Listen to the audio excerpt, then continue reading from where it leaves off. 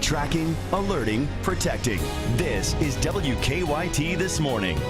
Now at 5:30, Lexington police turned the tables on 2 burglary victims when they arrested them for drug trafficking.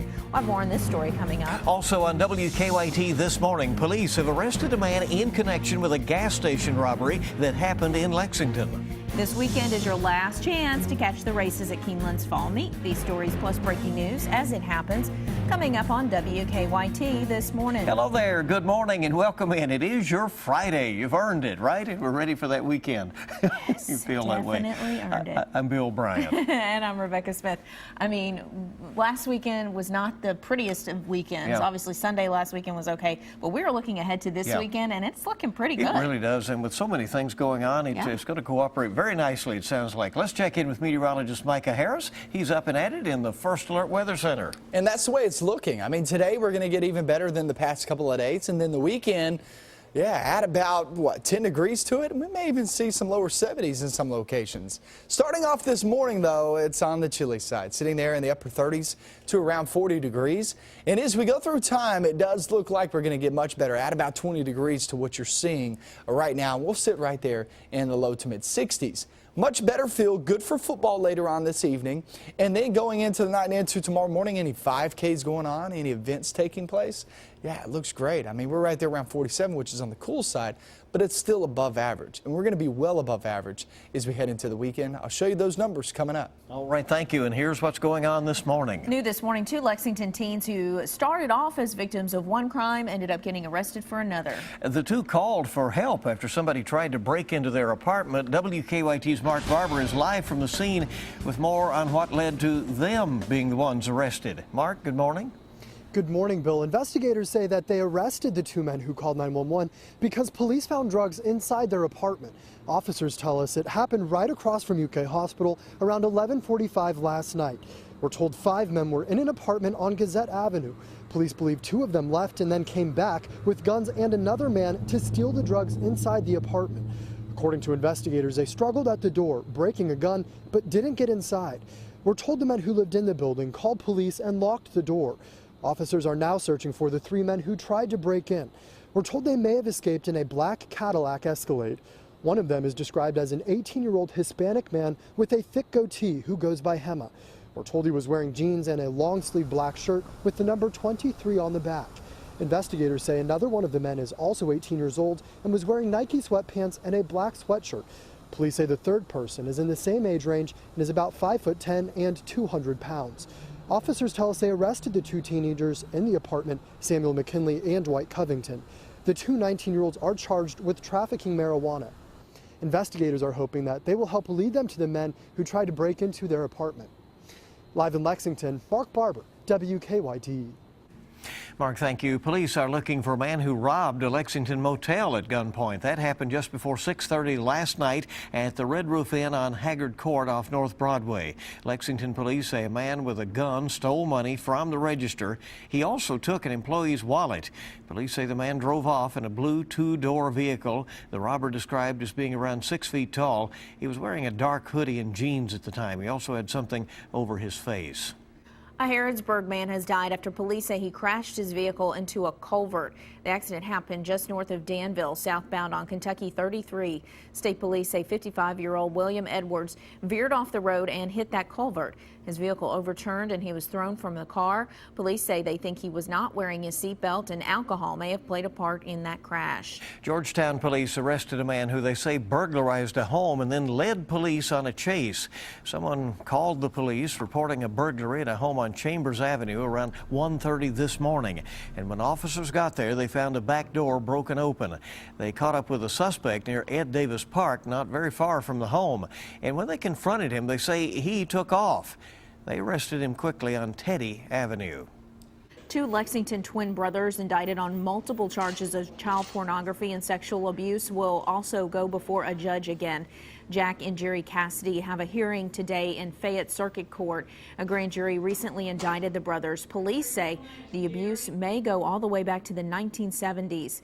when both were Boy Scout troop leaders. Also new this morning, Lexington police have made an arrest in a gas station robbery that happened back in the summer. Colby Harris now charged with robbery and probation violation. He was identified by the clerk at the Circle K on Buckhorn Drive. Police say Harris had a gun when he and another man robbed the gas station back in July. The Fayette County Redistricting Committee says it's looking for the simplest solution when it comes to reassigning neighborhoods to Lexington schools. This coming from our partners at the Herald Leader. Changes will be put in place when 2 new elementary schools open in 2016 and a high school in 2017. The committee is working first on redrawing boundaries for high schools, then elementary, then middle. The committee chairperson says only about 10% of families would be affected by redistricting. The final vote on a merger between Time Warner Cable and Comcast here in Lexington has been delayed. A report in the Herald Leader says the Urban County Council tabled the vote because negotiations between the city and the cable company are progressing. The council now has until November 14th to approve or deny the transfer from Time Warner to Comcast and then Comcast to Charter. Today would have been her 35th birthday, so in honor of a Pulaski County woman allegedly murdered by her boyfriend, friends and family will be releasing balloons in her memory. 34-year-old Monica Wells's battered body was found dumped in a sinkhole last week. Police say her boyfriend, Johnny Hendricks, beat her to death and then dumped her body.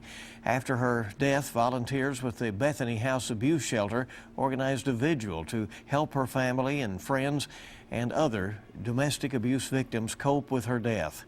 The balloon release is set for this evening at 6 in Somerset.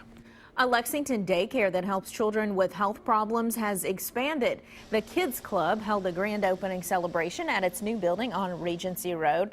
The new 2,500 square foot facility has a therapy room and a larger playground than the old location.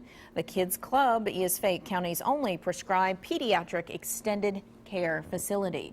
By having this kind of care, parents can go to school, they can work, they are able to do things that they couldn't do in the past because they didn't have a safe place and a place for their kids to be safely taken care of. The Kids Club helps children from birth all the way up to age 21 who have an ongoing medical condition. Well, next week will be the grand opening at the Cheesecake Factory at the Fayette Mall, but we have a sneak peek inside the restaurant before its opening. There was a soft opening at the restaurant last night, and guests flooded the restaurant. Management said the soft opening was a great way to get all 275 staff members to fine-tune their trade before the grand opening coming up. With 250 items on our menu, all of which are made from scratch, it takes a lot of people to prepare all of those dishes and serve them, and dishes to be cleaned, guests to be greeted, so it really does take a village. The restaurant officially opens on Tuesday for the lunch rush at 11 o'clock, and they are still accepting applications. All right, an update to a story we brought you earlier this week. A man filing a lawsuit against Kentucky Kingdom is saying that he just wants his medical bill paid. Brandon McClellan and Felicia Evans say they both followed lifeguard instructions when the wrong tube was used for the water slide, causing them to fall out and get hurt. But Kentucky Kingdom says they're faking it. They claim they haven't seen any medical records, and they still believe that McClellan was negligent because he exceeded the ride's weight limits. Well, the story of a Kentucky high school athlete who overcame the odds hit the big screen in Lexington last night. 23 Blast premiered at the Kentucky Theater. The independent film was inspired by Travis Freeman, who played football for Corbin High School in the 1990s despite being blind. 23 Blast was filmed and produced in Corbin. I think it has to do with having faith in yourself, having the courage to stand up when you fall down. It also is a message of support. 23 Blast will play on more than 600 movie screens around the country beginning this weekend. All proceeds from last night's premiere event went to visually impaired preschool services. All right, a good way to continue to help. Yeah, very cool. All right, Keeneland's fall meet is coming to a close this weekend. Yes, it is, but the final 2 days will be full of activities and celebrations, especially we hear if you're a UK fan. WKYT's Whitney Wetzel live from Keeneland with a look at this weekend's happenings. Good morning, Whitney. Good morning. Today is Sea Blue Day here at Keeneland. It starts at noon today, and it also kicks off UK's homecoming weekend. UK students, faculty, and alumni will get free admission to the track, as well as access to reserved grandstand seating with a valid UK ID. Today, Lextran will also provide a shuttle for students between UK and Keeneland for just $1 each way from 11 to 5. The shuttle will pick up at Wildcat Plaza. Drop-off is at the Hill from 11 to 2. After 2, the shuttle will follow its normal route to and from Keeneland.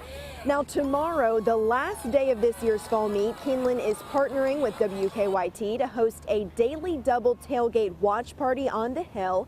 Their fans can watch UK take on Mississippi State and watch the races. Both will be shown on video display boards throughout the racetrack. Gates open at 11 o'clock today and tomorrow, and post time for the first race is always at 1:05. Live at Keeneland, Whitney Wetzel, WKYT.